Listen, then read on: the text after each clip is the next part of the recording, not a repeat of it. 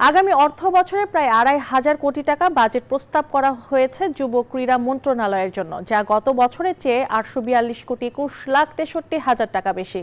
উন্নয়নের জন্য বরাদ্দ ১৪,০৪০ কোটি আর পরিচালনায় ব্যয় ধরা হয়েছে প্রায় ১,০০০ কোটি টাকা।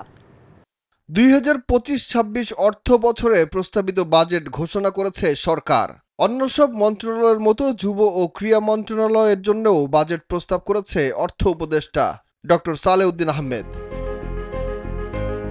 এই মন্ত্রণালয়ের জন্য বরাদ্দের প্রস্তাব ২,৪২৩ কোটি টাকা, উন্নয়ন খাতে ১৪,০৪০ কোটি ৩৭ লাখ টাকা এবং পরিচালন খাতে ৯৮২ কোটি ৬৩ লাখ টাকার ব্যয় ধরা হয়েছে। চলতি বছর ৬২৭ কোটি ৯৫ লাখ উন্নয়নে ও ৯৫২ কোটি ৮৩ লাখ টাকা রাখা হয় পরিচালন ব্যয়ে। সব মিলিয়ে সংশোধিত বাজেট ছিল ১,৫৮০ কোটি ৩৭ লাখ টাকার।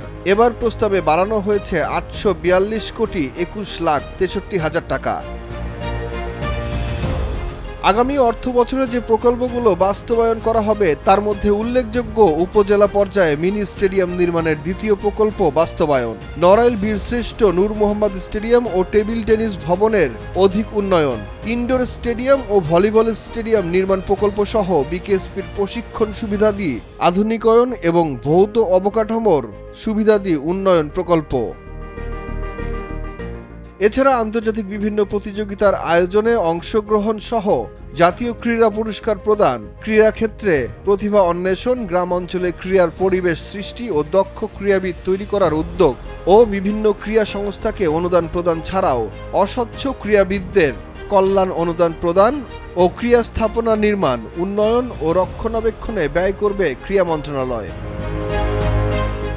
সুখন সরকার, নিউজ 24, ঢাকা।